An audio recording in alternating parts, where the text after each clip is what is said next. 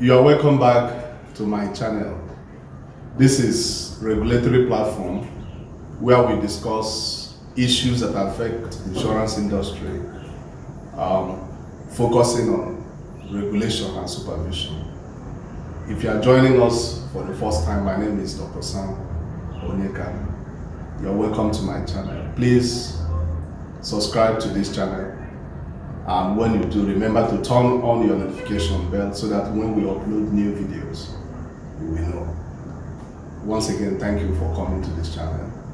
All right, during the last episode, we discussed the status of the insurance industry in Nigeria. We wanted to show the size of the industry that we're regulating in Nigeria. And we tried to make some comparison to other jurisdictions, some that are very big, and some that are also related to our environment, for example, South Africa. And we tried to do that because Nigeria today is the largest economy in Africa, but we saw that the contribution of South African insurance industry was much higher than what it is in Nigeria, although because of balkanization that we have seen in the insurance industry in Nigeria, the actual size of the contribution in terms of penetration may be misleading at 0.6%. When we look at the performance and contribution from other agencies or sectors where insurance issues are also handled, including pension, the National Social Insurance Trust Fund, and also health insurance. In some jurisdictions, health insurance is part of insurance industry properly. But in Nigeria, a different institution is in charge of health insurance. So all this may make it difficult for us to have clear assessment of the contribution of the insurance sector to the economy. But having said all that, where we are is not where we ought to be, and we need to advance. And I hope that stakeholders, especially the regulator and policyholders, will have taken note of our recommendations. All right, today we want to go to something that is more related to regulation, and that is the rationale for insurance regulation. Why do we regulate insurance in the first place? And there are many reasons for that. We have about 5 which I'm going to share with us on this video, and I'm going to take them one after another. But the summary is that insurance is regulated because insurance business is a business that is coupled with public interest. People invest their life savings in insurance, especially in relation to life insurance. They buy investments and they hope that the investment will mature in the future.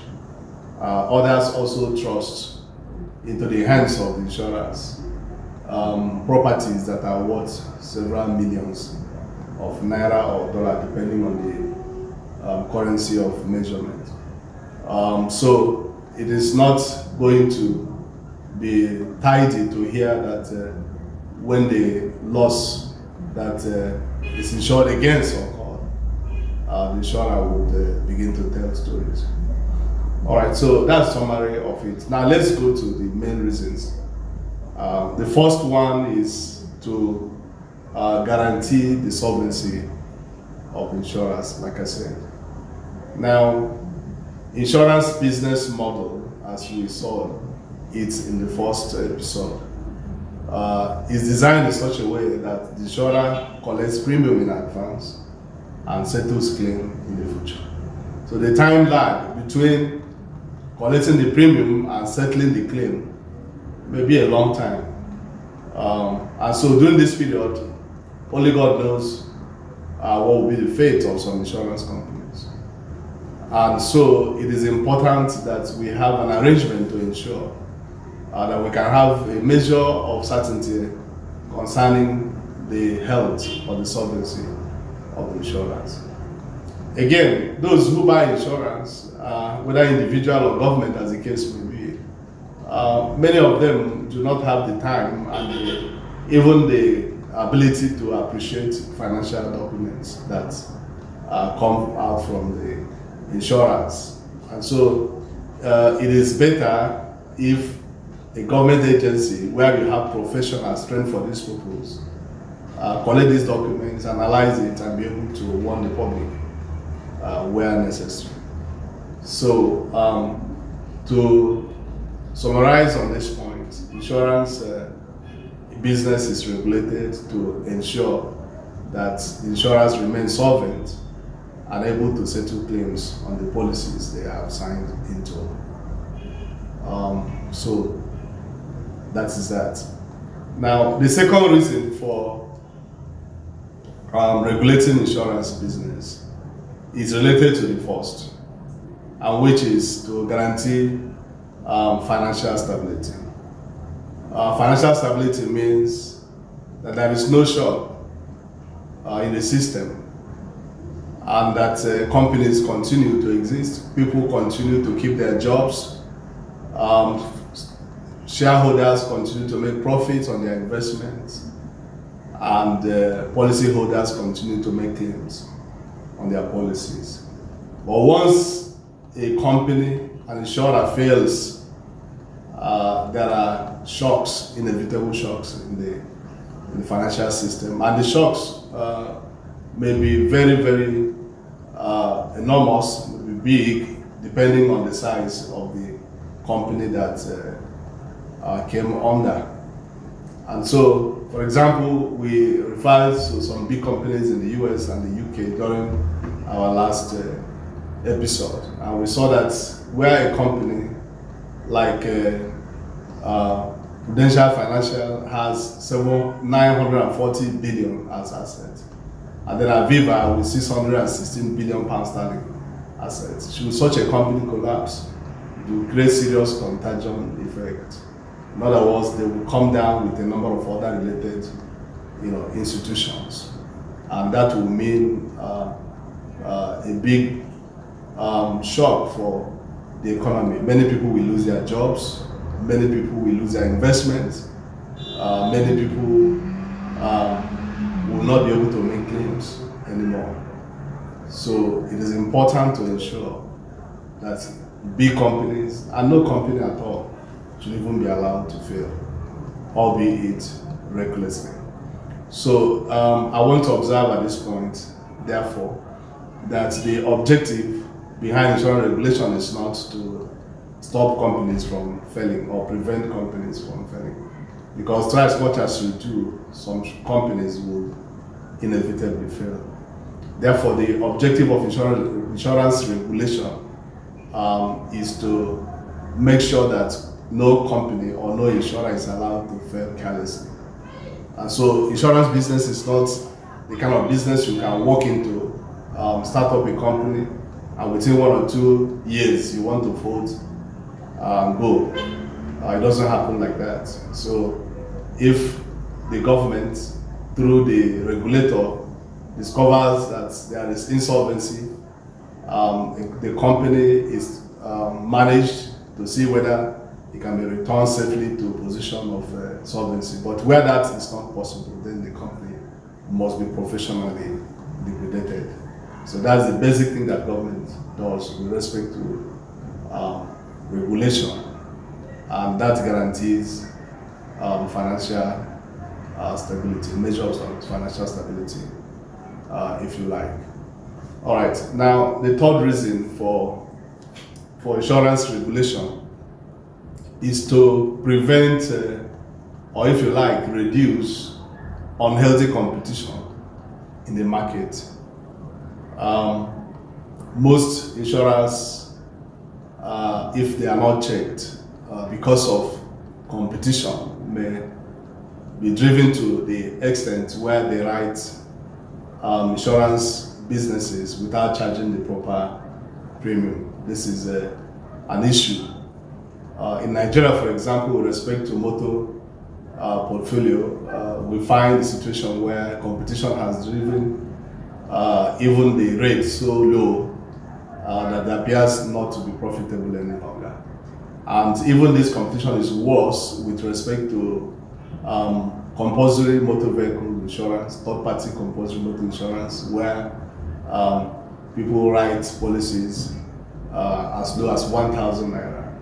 And the reason is that people are not making claims on these policies, because if people are really making claims, then there must be a way of settling these claims, and that will put pressure on the general or total investment of the companies.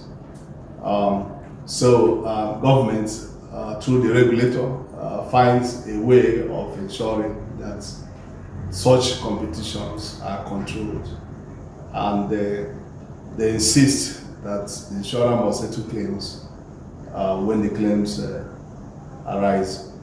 All right, but in this dispensation of risk-based provision, I think it is easier because companies are meant to hold capital if they are reckless with risk management, and capital is not cheap. So if you are going to hold capital, you are going to pay a price for it, and you must hold capital sufficient to cover the risk that you pose to the system as a whole. The reason, another reason, or the third reason, if you like, for insurance regulation is to avoid or reduce unhealthy competition in the system. So the fourth reason for insurance regulation, why insurance business is regulated, is to protect the interests of policyholders. Policyholders are people who have bought into insurance, or people who are desiring to buy insurance. So the government has need to protect the interests of these people in terms of how policies are bought in the first place, and how claims are settled. Timeline for settlement of claim is critical because we say justice delayed is justice denied. So apart from this, also we find a situation where in the development of policies and even in their marketing, we find abuses, and so it is important to ensure that marketers and agents do not dump policies on policyholders where the policies do not really, add value to them. So government regulates insurance business to be able to protect the interests of policyholders. All right, the last one there is driving socioeconomic development. It's actually a reason that is not properly highlighted. It's there, but it's not often mentioned. But the trend is that most jurisdictions now are using insurance regulation one way or another to drive development. Countries like India, China, and Brazil come to mind, where regulation is being used to drive economic development. In terms of policies, particularly with respect to microinsurance and Takafu insurance that are related to financial inclusion. In Nigeria, for example, the regulator is now thinking development, and is also using insurance regulation as a means of influencing development in the rural communities, especially as it relates to microinsurance. In recent times, quite a number of microinsurance companies have been licensed, and they are operating in the various local governments and states of the Federation. These are enabling people, employing people in the rural areas, as the case may be. So insurance can be used to drive development by making policies that will accommodate the poor. So just for you to know. So by and large, there are about 5 reasons for insurance regulation. I would mention them, beginning with guaranteeing solvency of insurers, to guaranteeing financial stability, and then, of course, protection of the interests of the policyholders, prevention of healthy competition, and driving socioeconomic development. So this is where we're going to stop today, and we thank you for being part of this channel. Thank you for supporting our activities on this channel, and we do hope to see you again when we come back for the next episode. Until then, my name is Dr. Sam Onyeka, and it's goodbye from here. Thank you.